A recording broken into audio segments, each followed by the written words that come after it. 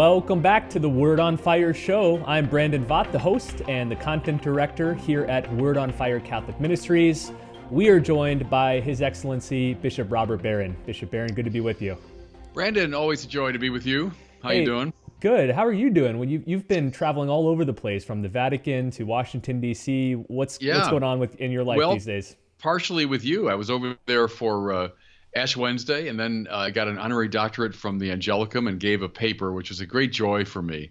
Next day, I was part of a symposium on secularism that was run by Father Thomas Joseph White, who's an old friend who's now over at the Angelicum in Rome. And then I toured through some cities associated with Thomas Aquinas, namely Orvieto and Viterbo. And I also went to the birthplace of St. Bonaventure in Bagno Regio. They were wonderful little day trips we took. Then I got on a plane and flew to Washington. I was there for several days of meetings with the USCCB because I'm on the what they call the administrative committee. And we're talking about the protocols for the sex abuse scandal and all this business. So then I finally got back to LA, where I was down there for a fundraising dinner, and then finally back up here to Santa Barbara after about 12 days away. So nice to be home. When does the busy confirmation season start for you? That's coming up pretty soon. Yeah, because Easter's kind of late this year, which means we're starting a bit early. Typically here we do confirmations all after Easter, but I've got 11, I think, before Easter, and then I've got, 35 or something after Easter. So we start soon. And in fact, I was saying to my deacon, it seems like we just finished the confirmation season, and I've given, obviously dozens and dozens of homilies, but like 4 or 5 basic forms. I got to come up with a new one now for this year. So anyway, that's coming up soon. You got to get your face muscles ready for all those pictures. I know you told me it just physically hurts by the end. The single most challenging part, and talk to any bishop, they'll say that, of confirmation are the pictures afterwards, because you've been through this long ceremony, and then, right. And it's wonderful and important. I completely get that. But when you have 125 kids and each one has to have a picture taken, so anyway, that's one of the little, trials of it. Well, today we are doing another one of our kids Q&A episodes. We love these. We get such good questions from little kids all over the world. If you have a child that would like to ask Bishop Barron a question, just visit askbishopbarron.com and have them record the question. Dozens of you have sent in great questions. We're going to try to get through as many of them here as we can. So let's dive right in. So the first one comes from little Thompson. He's 3 years old. He's got a great question about heaven. Oh, wow. So here's Thompson. Okay. Hello, my name is Thompson, and I'm from Maine, and I'm almost 4 years old. And does heaven have an edge? That's a great question. Does heaven have an edge? I heard that right? That's a really cool question. And here's one way, Thompson, I would answer it, is that heaven means that we're in the presence of God. Heaven means that we're living with God. We're seeing God, right? Well, God doesn't have an edge because God is infinite. God is all good. God is all perfect. So in a way, to be in heaven means to enter into God's life. It means that we never finish exploring. Heaven is like think of the most fun day you've ever had, and there's always something new opening up, something exciting and fun to look forward to. Heaven's like that. And some of the great saints said that about heaven, that it's not like, oh, there it is, got it. But it's like a continual exploration. Like, Brandon, you bring your kids to Disney World all the time, right? Which is near your house. I was just about to say that exact analogy. Really? That I use that with my kids to say it's like Disney, and they're like, but what happens if you've ridden all the rides already? Then what? Right. But see, it's like it's inexhaustible. It never ends. And see, for one of your little kids, especially when you first brought them there, it was probably like, wow, will I ever exhaust the wonder of this place? And and that's not trivial, actually, that observation, because I think people like Walt Disney and others, that's what haunts the mind, is this sense of ultimate fulfillment and the sheer joy that we're destined for. And a place like Disneyland, I suppose, or Disney World in their own way, are kind of a little echo or hint of that. I remember when I was a rector at Mundelein Seminary, which is a beautiful place, And Cardinal Mundelein, who founded it, said, I want the boys, and he meant the seminarians, I want the boys to be reminded of heaven. that this place is meant to awaken in them what they're trying to lead people to. So the whole life of a priest is about getting people to heaven, right? So anyway, that's a cool question. Does it have an edge? I'd say in a way, no, because we're always exploring more. All right. Next up, we have a question from Will. He's 12 years old. He's from Canada, and he asked a question that's very appropriate for this Lenten season. Here's Will. Okay. Hi, Bishop Barron. My name is Will Bonnerk. I'm 12 years old. I live in Vancouver, Canada. My question today is about the Way of the Cross devotion. In my school project, I learned that St. Pope John Paul II loved this devotion. What is it, and how do you recommend I can practice it? Thank you for your time. Good. Thanks for that question. Yeah, the Way of the Cross is a beautiful, and you describe it correctly, a devotion. You know, devotion is a conscious attempt to enter into one of the great mysteries of the faith, and to do it with our minds, with our hearts, and even our bodies. So the Way of the Cross, when you make your way, let's say, through a church, and you have the various stations of the cross, and you move literally from one to the other, so your body's involved. You're standing and kneeling, etc. But then as you're in front of the station, you're also reflecting on its meaning. You're thinking about it. You're trying in a way, too, to sort of feel the feelings of the people in that scene. So Jesus before Pilate or Jesus falling, etc. What was it like to be in that scene? And that's a great way to get your whole person into this mystery of the faith. Because the mysteries of the faith aren't just meant to be thought about. They're meant to be experienced, right, with the whole person.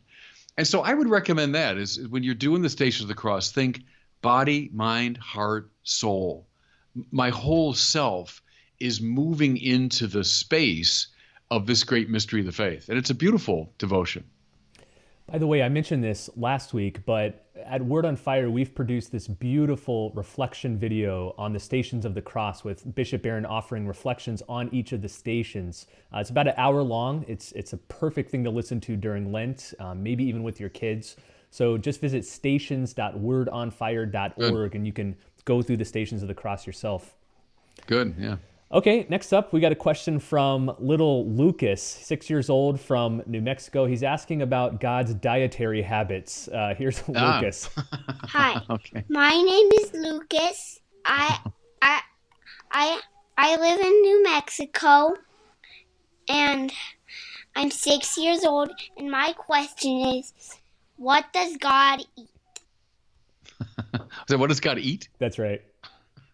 That's terrific. Well, you know, I'd say God doesn't eat anything because God's a spirit, right? So we people who have bodies and like animals that have bodies have to eat to sustain their bodies, right? So I just finished breakfast a short time ago.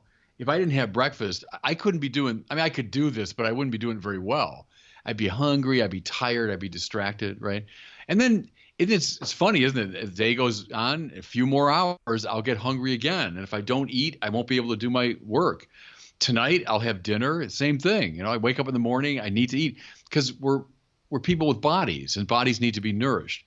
But God is so far superior to that. God is a spirit, we say. So God wouldn't have to eat to sustain himself. Now, God became one of us, right? We say Jesus is true God and true man. And so in a way, when Jesus ate, which he had to do because he had a human body, in a way, it's correct to say that God was eating, you know? Now, this is technical language, and someday you'll move into it more. He wasn't eating in his divine nature, but he was eating in his human nature because he took to himself a human nature, the humanity of Jesus. So in a way, it's a cool question you're asking. What does God eat? Well, he ate what Jesus ate because Jesus is God, right?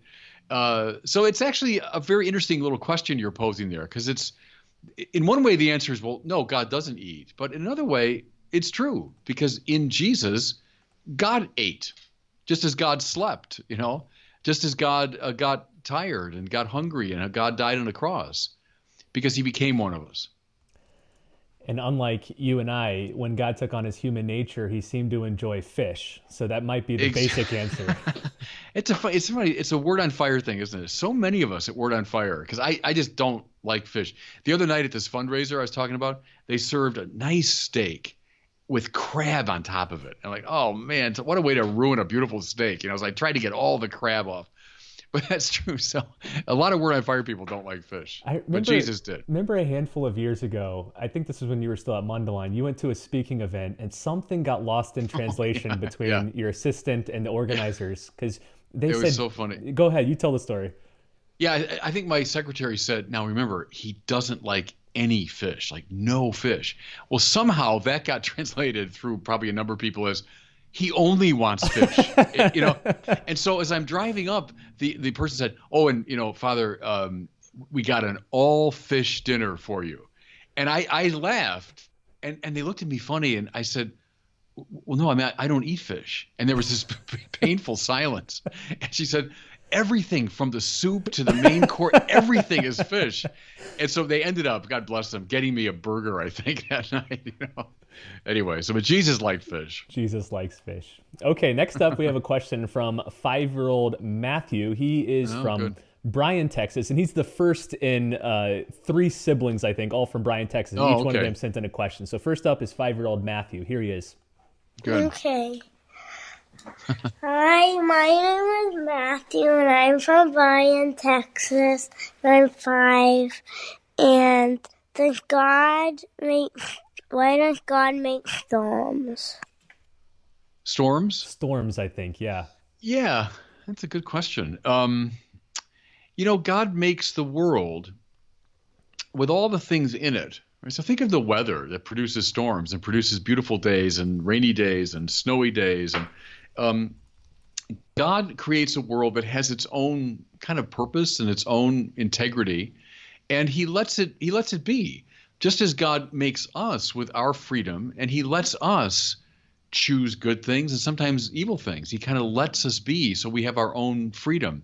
And in a way, I'd say he lets the world be. He allows it to unfold. So storms, talk to a weatherman, right? Down in Texas, he'll tell you where the storm is coming from. It's high pressure, low pressure, atmosphere, or water in the atmosphere, et cetera, right? So he'll tell you that. Well, God lets that be, lets that unfold. Now, at the same time, does everything happen, at least with God's permission? Yeah. And so even that storm that's happening, well, maybe it's to help the crops grow. Maybe it's I can think of actually 100 reasons why. Maybe someone didn't go out. They were going to, but there was a storm coming, and that actually saved them something. Or that person was going to visit, but they didn't because of the storm. And who knows? There's all kinds of little reasons that God knows that led him to say, okay, I'm going to permit that storm to happen. So it's a very simple question, but it's a very difficult question too. It's why does God let anything happen? People get sick. Why did that happen? Why did God let that happen? Well, God has his reasons and purposes that we can't always see. So that's a really cool question. And I keep asking it and following it, and you'll keep uncovering new meanings. You often hear in the wake of one of these big natural disasters like a tsunami or an earthquake or something, why does God allow that sort of massive natural disaster that kills many people? But it's at times like that you hear from weather experts and geologists, and they point out that, well, the tectonic activity that causes those things is actually necessary for life surviving, that you can't just turn off one of these pieces and have it not affect everything else. I think storms probably fall in that same category. Yeah, no, that's good. And even out here in California, we had those terrible fires, last year, and a lot of people were deeply affected. But as everyone will tell you, and this goes back, read these texts from the native people here. Without fires, there'd be all kinds of problems in the natural environment. And so, is that part of just the rhythm of nature? And God permits that to unfold just as he permits our freedom to express itself. Okay, next up we have a question from Anna. I think she's the sister of little Matthew, also from Bryan, Texas. So here's Anna's question. Hello, my name is Anna Claire. I'm 8 years old, and I live in Bryan, Texas. My question is, has anything ever been made that does not have a purpose? Wow, that's a cool question. You guys are philosophers there. In Bryan, Texas, is that where it was? I would say no, the answer to that. I think everything that God makes has a purpose. we have a very high purpose, which is to live forever with God. So we human beings, with our minds and our desires and our hearts, we're destined for a very high thing. But think of something as simple as a rock, like a little rock just sitting out in the field somewhere. You say, was that about purpose? And the answer of the great theologians is, yeah, because that rock, in its simplicity, says something about the one who made it. It reflects something of God's manner of being, So even in its utter simplicity, just a little rock by the side of the road, it's telling us something about God. It fits into God's overall plan somehow. Think of now the whole world as it unfolds over time, Is God accomplishing something with all of this? Yeah. Nothing falls outside of God's view. Here's something, I don't know if you're old enough to be doing this yet, but like if you're writing a story or you're painting a little picture, right? And it's a watercolor and you're painting it. Well, look at every detail of that thing. Well, you did that. I mean, it reflects your mind, doesn't it? The main figures and the sky maybe, and then the ground, every little bit of it you've done. Or if you're writing a little story, let's say. My niece, gosh, she's now going into college, but when she was a little kid, she loved writing stories, and she was good. They were simple, but they were good stories. Well, every little detail of that story, she controlled, right? She thought up the characters, what they're going to say, what they're going to do, every little bit of it. Well, see, think of the world as God's masterpiece or God's great story. Does every little bit of it have a purpose or a place? Yeah, it sure does. Otherwise, God wouldn't have put it in the story, God wouldn't have put that note in the song. If you're writing a song, maybe someday you'll do that. Every little note of that song you wrote, right, for some purpose. So I'd say, in answer to your question, no, there's nothing that doesn't have a purpose. All right, let's turn to the last of the Bryan, Texas siblings. Okay, these are philosophers. Yeah, I know. Good, kudos to mom and dad. Yeah. Let's turn to Michael. He's 10 years old. Here's his question. Hello, Bishop Barron. My name is Michael. I'm 10 years old, and I'm from Bryan, Texas. I've been thinking about the word nothing. It has within it no thing. Is this word a very proof for God? Because in order to have nothing, there had to have been something. Thank you. Wow, that's a searching philosophical question. And there's actually been a lot of thought around that question of nothing, something, non-being, to use a philosophical term. I don't know if what you said follows. I mean, if there's just nothing comes from nothing. So if that's all there is, then we don't have to really worry about it. What's interesting is the fact that there is something, right? We look around and we see that there's the world that exists. All these things present themselves to us. I got this microphone in front of me. I can see an image of Brandon in front of me. Here's this computer. But at myself sitting here, but none of us have to be here, right? This microphone might never have been made. Brandon might never have come into existence. Or were he sitting right now in Orlando, maybe that room would be heated to 1,000 degrees and he couldn't be there. Maybe it would be under floodwater and he couldn't be there. Maybe there was an earthquake and the house collapsed. He wouldn't be there. In other words, he's there, he's something, but he doesn't have to be there. And this is what get your philosopher's mind around this. That's true of every little thing in the universe, from planets to rocks, right? Well, see, that's a very interesting thing, because if they're there, but they don't have to be there, that means they had to have been caused, right? And we say, okay, I can find all kinds of causes. Well, were they caused, or are they just there? And we say, well, no, they're not just there either. They were caused. Well, the one thing you can't do is just keep going forever like that. You come finally, and here's what you're getting, I think, with nothing and something. You finally come to something that has to be there, that has to exist. And we call that God. God is that reality which has to be, and which in turn makes the whole world to be. So that's a very interesting, subtle question about non-being and being. It's how do we explain a world that is but doesn't have to be? And the ultimate answer to that is God, the creator God. Anyway, that's a quick answer to a really complex question you're raising there. Bishop, have you found when talking with kids, this sort of argument from contingency, to use a technical name, is just so intuitive for little kids? Like they I do. They just get that something can't come from nothing. There has to have been a cause. I do. In fact, I remember, now I mentioned my niece, now my nephew, who's at MIT now, smart kid. But when he was about 12, I remember at a pizza parlor. I was home. It must have been before I came out here. Yeah, I was in a pizza parlor, and we started talking about God. And he was just at the age where he started to ask questions and wonder and everything. So I laid out kind of a version of what I just laid out now, and he's never forgotten it. To this day, he'll talk about that moment when I laid that argument out to him. So yeah, I do think that's something that even young kids get very intuitively. All right, let's turn now to Kempton. She's a little older. She's in 8th grade. She's got a great question about original sin. Here's Kempton. Okay. Hi, my name is Kempton. I'm an 8th grader at St. Anne's School in Laguna Niguel. I have 2 questions. First, why does it seem that all of humanity has been punished because of original sin of Adam and Eve, even though we are born and we didn't have a choice? Second, why is all of humanity punished for original sin, even though Jesus came to earth, then died to cleanse us of our sins? Thank you. Good. Boy, we got great questions today. These are all from philosophers and theologians. To your first one, punishment. Please don't think about God, and people fall into this a lot, unfortunately, as some kind of, just difficult, nasty, easily offended emperor. And so he's eager to just punish us for things.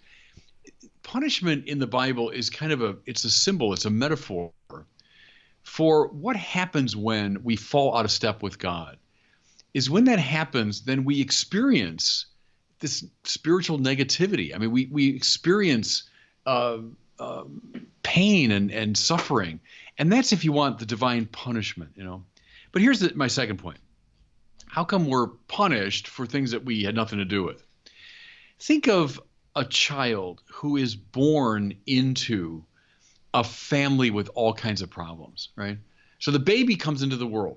Baby didn't choose it. Baby had no control over it. But yet their parents maybe are addicted to alcohol. Maybe there's violence in the family, that they're cruel to each other. There's a lot of negativity, right? Well, that baby, through no fault of his own, is going to be affected by that. It's like just the air that he breathes. He's going to grow up in this dysfunctional family, and it's going to affect him, whether he likes it or not. Now, think of the human race, the whole human race. We're like one big dysfunctional family, right? And if you doubt me, watch the news any night of the week. Read the newspaper any day of the week. We human beings we're cruel, we're deeply unkind, we're violent, we're selfish, we're jealous, we're prideful. We got all the deadly sins, right? All of us. Well, you're a little baby. You're born into this family. You're not to blame for it. You didn't choose it, but there you are. And you're breathing in this kind of foul air from the beginning. That's, I think, what original sin is getting at, if that makes sense. That it's this thing that has us even before we begin to choose. That's why it's really correct to say, as the church does, we didn't choose it, but it's like we're marked by it. Or you want to press it a little bit. This phenomenon of mothers who become addicted to certain drugs, right? And they get pregnant, they have a child, and the poor child, through no fault of his own, because he's nurtured by his mother in the womb, he's addicted. He's born addicted to a drug.